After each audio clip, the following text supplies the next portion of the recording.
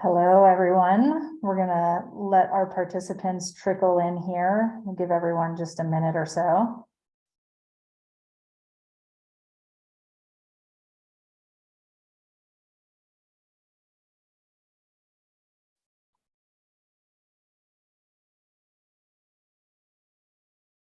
All right.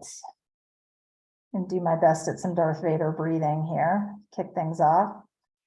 Welcome to our Halloween roundtable, everyone. We are really excited to close out our Cybersecurity Awareness Month with a nod to the CISA theme, which is seeing yourself in cyber. My name's Jessica, and I wonder what that means about me today, that I am seeing myself in cyber as Darth Vader. I guess we will unpack that over the next 30 minutes or so. But we are really here to really attack the topic of cybersecurity awareness culture from a much less scary lens. So I'm actually going to take this off and be real with you all. Yeah, we want to have a more informal discussion today and engage you, the audience, about your thoughts on cybersecurity awareness culture. I'm here with my good friends, David and Nathan. I think what's special about our three companies here is we really sort of represent the full cycle of risk management.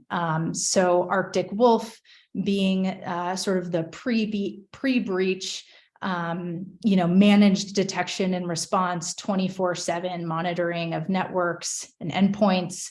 Cowbell being kind of the underlying sort of support system and sort of plan B for when things, if things potentially go awry.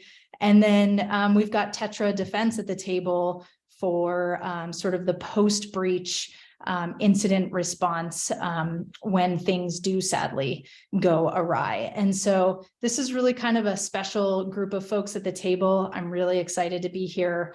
Again, my name's Jessica. I lead partnerships at Cowbell, specifically cybersecurity partnerships.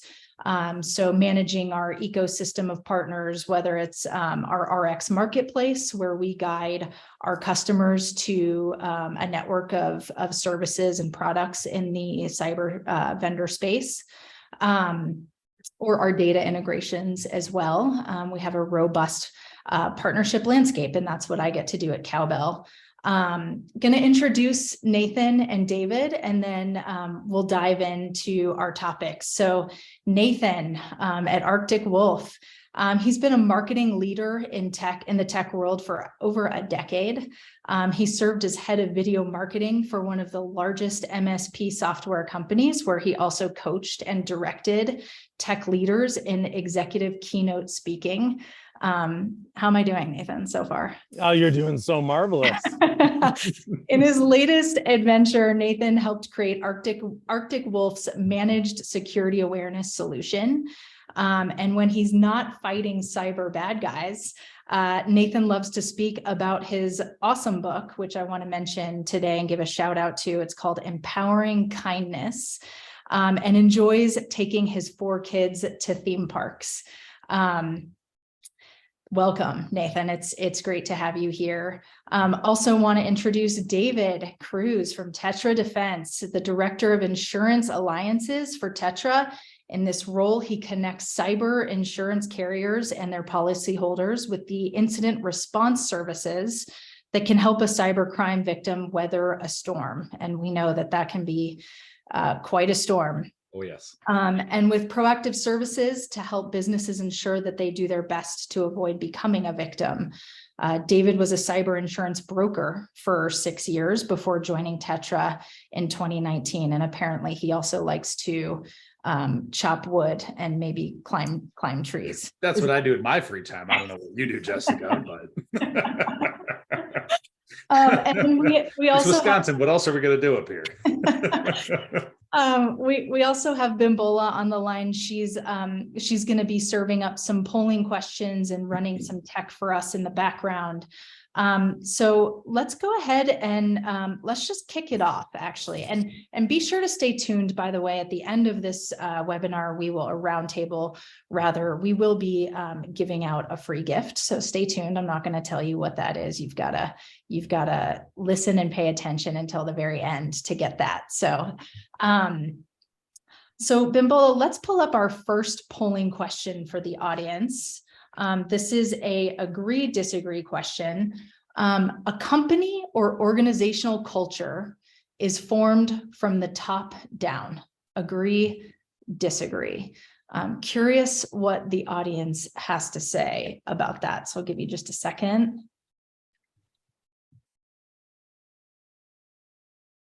Maybe we'll have some results there to display in a moment. While we wait for those results, David, I'm gonna call on you first. Oh, it looks like, okay, so over 50% agree. So it's pretty 50-50 split among this audience. Agree, disagree. I'm gonna head to you, David. What do you think? Agree, disagree? It's a top down when we're talking about building cybersecurity awareness culture. Yeah, I wholeheartedly agree with that. And I'm surprised that it's 50-50. I'm excited to talk this out and see what the arguments on both sides of that are. I think when we look at how we're defining awareness, we can do that in a couple of different ways. We can be very sort of focused on things like employee awareness training and phishing training. And of course that matters. And that's, I think, how a lot of folks might use the phrase awareness or awareness training. But I think that just being aware of the cybersecurity risk realities that a company faces, that is something that needs to be accepted and owned from the highest levels of the organization, executive leadership and the board. And that is going to inherently affect the things that the company chooses to do or not do and how they choose to do or not do them. So if that's not owned by that top level, then the ability to give resources to avoiding risk, those resources aren't going to be there, and that's going to have sort of a trickle-down effect throughout the organization. So I personally believe that, yeah, it does start at the top, and then the message needs to be carried throughout. But the marching orders come from the top in that situation. That's what I think about it, at least. Interesting. Nathan, what do you think? Yeah, I think that philosophically, the answer is yes. Practically and applied, the answer is often no. Because from the security, let's go back to what David said. There's a couple ideas of security awareness. Some people just look at the hands-on training that goes to employees. Other people look at the holistic company. Is everybody in every position paying attention to security threats? Whether you're a software developer and you keep in mind that you're not gonna put in those like easy wraparound backdoors so that you can just get in and fix things and expose dangers. So that there's those two different areas of looking at security awareness. And oftentimes in a practical applied approach to security awareness, though, when talking about that training, there are so many executives that step out the door and say, this isn't for me. Find a security awareness training program, but don't fish me. Don't send it to me. I don't want people to see that I make a mistake. I don't want people to see that I fall behind. So, I don't have time for this. My time is better spent doing other more valuable things. I know this already. Oh boy. How about IT professionals who they believe that they know it already are oftentimes the ones who are doing those backdoor dangerous things because they feel like they can handle it. Much like the people who drive fast cars think they can handle it, but they're the ones who are causing accidents too. Hopefully either of you aren't driving fast cars. Mine goes. Looks like you are. Per hour. Yeah. What would you say are things that, if we're going to think about building culture, maybe from the bottom up, though, like if we don't have executives that have a strong sort of inclination to say, we're going to do this, But you maybe have people at mid-level or maybe even like VP level or whatever level saying, well, this is actually important. What would you recommend to those people, I guess, in terms of building like a grassroots movement for cybersecurity awareness culture at a company? Any I suggestions? can kick off on that one. Yeah, please. Okay, so this is where my role with Arctic Wolf under cybersecurity and security awareness training, and then my role outside the company where I speak on leading with kindness, this is where the two of them merge. So if you're trying grassroots, you absolutely have to lead with kindness. When I mentioned before, there's kind of two camps about security awareness. There's the actual training perspective, and then there's the idea of every employee doing the right thing at the right time and following the right principles. You're only going to get buy-in from every employee if you lead with kindness. That means that you are going to be a patient and effective teacher. You're going to let people know why they should care about what you're trying to implement. So, because if they don't know why they should care, they're going to be like, why? Why does it matter? You keep telling me to do this thing. No, it's harder. I'm going to go around it. But if they know why they should care, they're more likely to implement it. Also, they need to frequently be made aware of the dangers. That's where effective security awareness training and content comes into play, and phishing simulation practice kicks in. And then also the third thing about that, I said they need to care. Why? They need to be aware of the dangers. And the third one's going to rhyme too. From the top down, you got to lead from your position outward by example to teach people to share. And so if you are sharing with others, you are warning others about the dangers, you're bringing it up in meetings, you lead by example and let people know that that's what you expect of them too, then that grassroots can start to take hold. It will not take hold if you're just like, here's another tool, I'll implement it. Here's another tool, I'll implement it. There is zero implementation unless you get buy-in from your people. Yeah. Simon Sinek says famously, people don't buy what you do, they buy what you do it, and or why you do it, sorry. Yeah. And I would just tweak that a little bit where you will not get people to buy in on what you want to do unless they know why they should be doing it. I think what's kind of at the heart of what you just said there, Nathan, too, is that the core of, if we're talking about a security awareness culture, the core of that isn't security or awareness. The core of that is good leadership at the company. And if you've got good leadership at the company, you're likely to be successful in your efforts to build an awareness culture because people follow leaders that they respect and that they believe in. So if you've built a leadership culture at your company, security awareness is you'll likely be more successful with it because they believe you and trust you inherently on other issues. And then this is just one more issue that they need to trust and follow you on. So if you've got an issue building a security and awareness culture at a company, you might just have a leadership issue at the company, in which case work on that. And then, don't put all your efforts into the awareness culture if you don't have the leadership culture there yet. Interesting. You guys are hitting on a really interesting topic that I think is kind of hard to square sometimes, which is sort of, we talk a lot about in cybersecurity about zero trust. And obviously, there's the kind of technical aspect and implementation of zero trust, but there's also sort of a cultural element of zero trust as well. And my question for you both is, how do you reconcile having a zero trust culture, but doing so kindly, I guess? Because I think that there's kind of a spectrum of toxicity that can happen there. And so I'm skipping ahead a little bit, and there's actually a polling question that I do want to still ask about this topic, but any thoughts there on how to do zero trust, but doing it in a kind and empathy-led way? So let me tell a story about that, and then I'm really curious to see what you have to say on this one, Nathan, specifically with the kindness aspect, obviously. But Yeah, for the sure. first time our company joined up with Arctic Wolf on February 1st of 2022, so we're coming up-ish on about a year here. The first time I was ever at the Arctic Wolf office was probably May-ish of this year, so maybe 3 months after the partnership began. And like any good company, but like any security company, there's a badging system where you have to scan your badge to get in the door.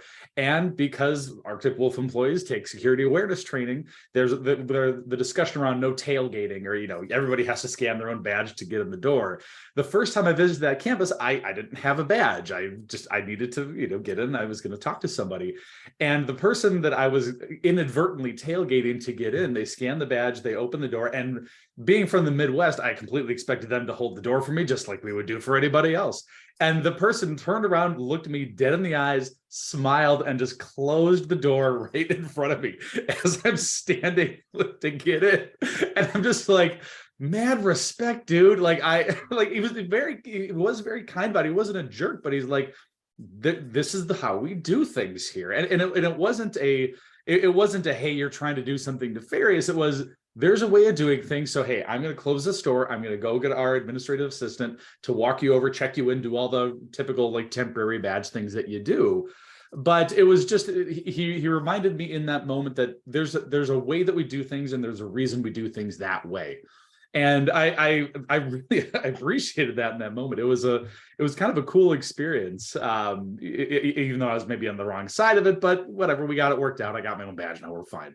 But it was you could see the awareness culture happen in that exact moment. And it was cool to see. Yeah, I'll add on to that. So there's the famous phrase, to be unclear is to be unkind.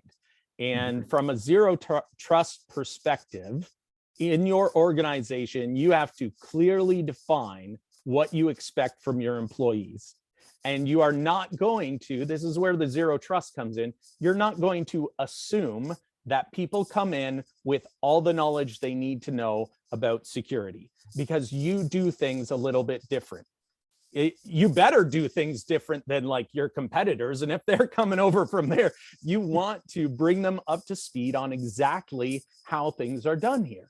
And so being very clear on that and letting them know, hey, this is how you're going to succeed at keeping yourself protected. This is how you're going to succeed at keeping your company protected. And we expect you to maintain this. And then if they fall short of that, they skip their trainings, or they are initiating practices of taking files off of the work computer, or introducing thumb drive, whatever they're doing that is not in accordance to what they've been taught. Again, to be unclear is to be unkind. If you don't communicate with them and say, this can't be happening, you got to correct this, and give them that opportunity to correct it, then to me, that's the zero trust, is just saying, look, we believe you're capable. We believe you're brilliant. We wouldn't have hired you otherwise. You're not the weakest link. Here, though, we train our employees with what we want them to know, and we set clear expectations on what we want them to do. And then you hold firm to that. And that's where you can, from that perspective, introduce kindness, even though, because oftentimes, people will think, well, that's harsh. That's not kind. No. If you don't tell people the expectations, allow them to fail, and then get mad at them for that, that is unkind. Yes. That is horrific. There is no leadership in there. That is being a coward. You are not confronting the problem. You are not sharing proper information. You're not building people up to your expectations and allowing them to succeed. So that's what I have to say about that. True that. I'm gonna challenge you guys on this a little bit with a bit of a trick or treat question, if you will. So this is for the audience as well. Which situation is worse? Trick or treat. The first option: a company culture with toxic zero trust and paranoia that actually slows business functions. So quite inconvenient, I would say, mechanisms there in terms of verifying the origins of information being sent and received. Or option two, a company that has shamed employees who have failed phishing simulations and where people feel afraid to speak up. If you're interviewing for a CEO role at these two companies, which job do you want less, essentially? It's a tricky question, hence the trick or treat. David, this isn't, where's the treat in this? Yeah. What are you doing? What's the point? Stop lying That's like to us. which hand do I want chopped off, left or right? Neither one. They're both awful. This is the dark side. This is Thanks, the dark Darth side. Jessica. We appreciate it. So, which situation is worse? We'll let the audience chime in. Do either one of you want to take a stab at this first? You know, I'll take a stab at it. I think the second one is worse, and worse by a matter of degree. They're both terrible in their own unique way. But I think the second one's worse because in the first situation, we're dealing with the big impact being slow business functions. In the second one, we're dealing with human beings that are feeling shamed and being put down for making mistakes. That to me is the worst outcome in this case. So if I'm the CEO and I have both these job offers in front of me, I'm going to take that second one because I would hope that I would have the ability to turn that situation around and empower people instead of shaming them. Instead of the correcting toxic business culture and slow business function. I feel like the impact would be greater on number two.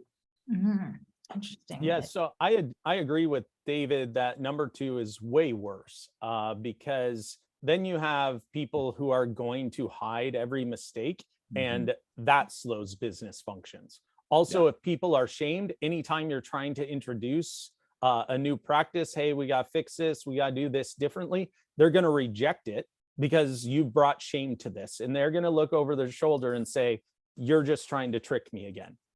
Where the first one, it's a toxic zero trust. And what was the other word? Paranoia, right? Yeah.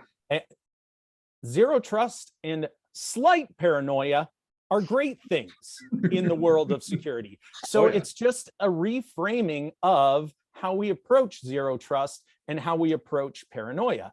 I want everybody to be a bit suspicious. I want everyone to ask the question, can this email be trusted? I want everybody to ask the question in a meeting when you're making plans for whatever you're doing. Are we considering security in our process? What can we do to make this more secure? Even when you're dealing with an outside vendor, how can I file share with this person in the most secure way? Instead of just accepting them and say, hey, whatever file share you use, that's fine. I'll get it to you. I'll start sending you stuff. You start sending me stuff.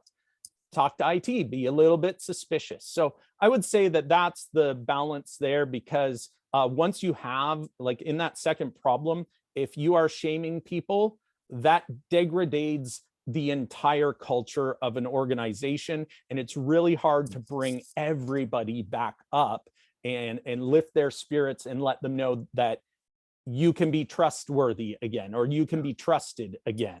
Well, and especially in that the shaming scenario too, the reality of a lot of, if we're shaming specifically for failing a phishing scenario, the reality is if I'm the head of IT and I'm responsible for sending these phishing emails, I have a lot of power in that situation. I can manipulate the results of that exercise. I mean, if I wanted 100% of a company's employees to fail a phishing simulation, I'm going to send an email out that says lost puppy in the parking lot, see attached for pictures. Every employee is going to click on that email, and then I could go around shame everybody saying, oh my gosh, we're doing terribly. And that's ultimately, what's the point of that? Like, what have you proven by manipulating the results that way? So I think that also goes to what should the goal of your security awareness training, and when I say awareness training in this piece, I mean phishing simulations and actual employee training. What should the goal of that be? Should the goal be to lower your phish rate? Or should your goal be to actually teach your employees something? Because if the goal is to lower the phish rate, you just adjust the email that goes to employees and you can dial up whatever rate you want. But if the goal is to actually empower your employees and teach them something, that's a whole other thing. That's a whole other piece. And the simulations are just one piece that supports the goal of learning. that's not the end goal itself, or shouldn't be the end goal itself. Yeah, David, and your example that you gave is not a fictitious scenario. Mhm. There are plenty of IT practitioners, security awareness managers who are who get phishing simulation tools and think, I'm going to use this to help teach my people. And then at the first exit, they jump off the interstate and they just start tricking people. And their only goal is to see how many people can they fool. You know, because the first one goes out and people do all right. And they're like, all right, I got to make it harder. Well, at a certain point, because you are an internal employee, you are capable of, there's a certain point where your phishing simulation crosses a line into a real email. Yeah. Right. That it's not a test anymore. You know too much. You're capable of making it a legitimate real email that everybody will fall for. You're absolutely right. And I'll give a real world scenario of a company who did this and got in so much trouble. The Chicago Tribune's IT team sent out a phishing simulation email before Christmas when all employees have been told no Christmas bonuses. Guess what was in the phishing email? Click here to get your Christmas bonus. Oh, come on. Brutal. That's like they had that insider information and they just played them and broke their hearts. Like it was worse than Clark Griswold getting the Jelly of the Month club. We're flushing. Where's the Tylenol? That's the gift that keeps on giving the whole year, though. That's true. That's true. Well, But- oh, go ahead, Nathan. Sorry. Oh no, but yeah, so Chicago Tribune got in such hot water. And so the idea is you need to stick to the principles of I am here to teach people, not to trick them. Because like I think about my daughter riding her bike, like she was 5 years old, saw her big brother doing it, and then she was like fixated on she's gonna learn to ride a two-wheeler, no training wheels. Every morning she's waking me up. Every lunch break, she's like, another bike riding lesson. After work every day, are you done work? It's time for a bike riding lesson. If I took the attitude of an IT practitioner who like gets spun up on the tricking, I would have just like pushed her over, let her get back up, push her over again, let her get back up, push her over again, let her get back up. There's no learning that goes on there. There has to be the teaching in between. And we're trying ultimately to change people's behaviors, right? And incentivize good behavior, which you can do by motivating them and having clarity around expectations and what that means rather than tricking, right? This leads me to our last poll of the hour, which is a true false question. And Nathan, I know that you're extremely passionate about this topic. David, I'm going to ask you about this topic for sure as well. People, and this is, I feel like InfoSec Twitter is a buzz on this. I feel like everyone in the industry, this is a message that is repeated over and over again. There's a lot of marketing around it. There's a lot of statistics around it. We know that the human element is where a lot of ransomware and breaches occur through phishing and social engineering. We know that that's happening. But this statement, people are the weakest link in any security program. Is this true or false? And the answer might not be, it might be a little more nuanced than that, but I'm curious what the audience thinks. True, false, and we'll start with Nathan. Nathan there. Well, how do you feel? True, false? People are your biggest weakness. Look, you're right. I'm passionate about this. Okay. Like if I were a Street Fighter character, I would be throwing those like fireballs across the screen at this because people are not the weakest link. How they are trained may be totally broken. The information that is not getting to them could be totally lacking, but the people aren't the weakest link. I see the poll question. People are saying 100% yes, but the reason why I disagree with this entirely is because it's not the people's fault. When we actually say people are the weakest link, we are blaming the people when we should actually be looking at what are we doing to prepare the people? What are we doing to educate the people?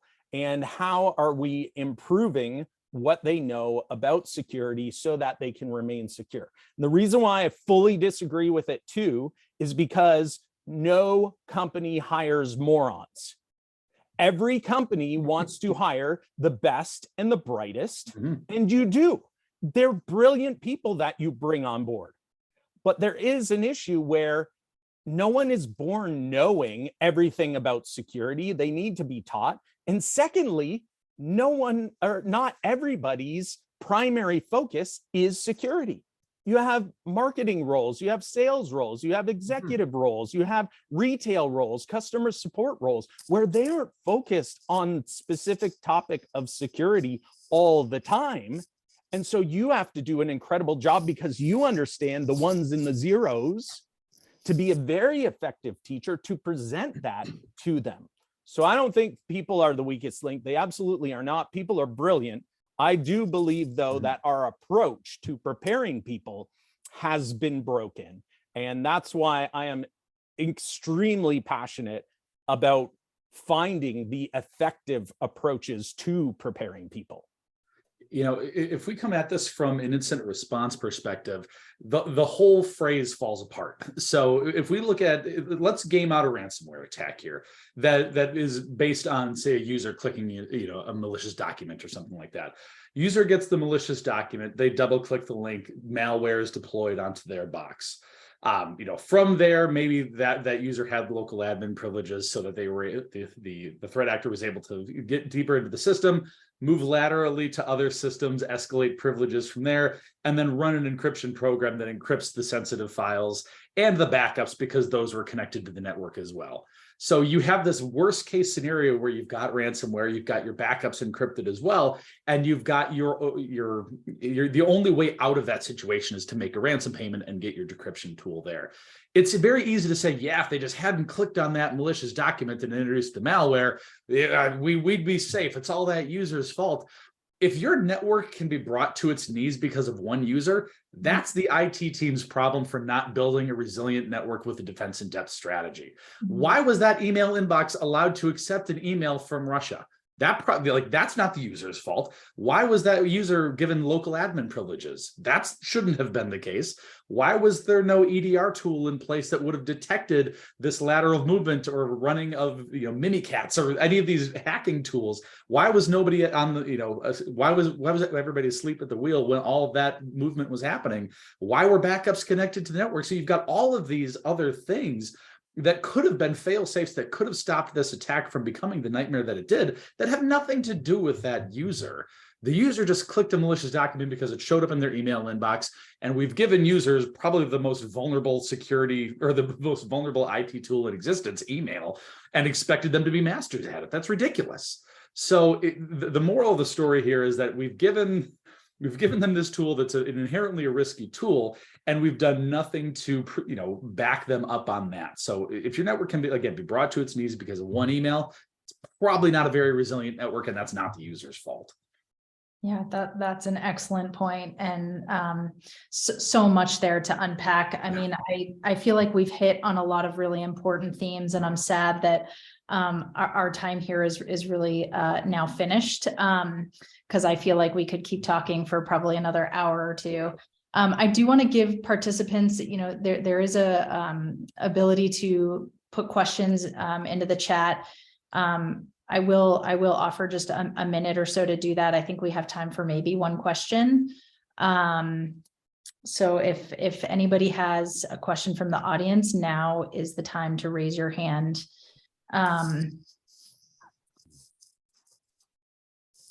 Give folks just 30 seconds or so to do that. And I guess in closing, maybe I'll ask a final question, which is, and we've hit on a lot of it today, but I guess, if you're talking to, a new CEO who's stepping into a fresh organization, maybe there's, zero cybersecurity awareness training happening. There's really no culture in either direction, good or bad, in terms of awareness and cyber awareness. I guess what would be your first piece of advice to that CEO? Do either of you want to tackle that question first? I'll take a stab at it. I think the first piece of advice is to, identify who is the team, or who's the individual, or who's sort of the third party contractor who pulls the technical levers for security in your organization or for information technology, and develop a really, really good relationship with them. That's the first thing you can do there. But then the second piece, again, I think security flows from the top down. I think you need to own the results of that relationship. So yes, you can know who they are, you need to understand what they do, but your job as a leader is to make sure that they understand your goals, to make sure your company is a safe and secure company, and to understand what they need to carry that mission out. So that's what I would do if I'm a new CEO somewhere. Awesome. Yeah, for me, it would be to find a security awareness program that will train people. And I believe David is absolutely correct. As an executive, then you become the leader who demonstrates it by doing it yourself.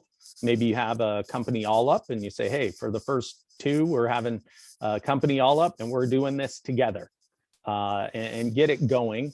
But to choose a security awareness solution that is ongoing and that is automatic, so that, because when you're in a new role, there's going to be fires that just creep up and you're going to have to go address that. But if you have a guaranteed running program that will constantly bring the information out to employees, that's quality and relevant, doesn't take much of their time, then what you're going to do is start to build a foundation of education. And when you start doing that, then you can move on to bigger projects.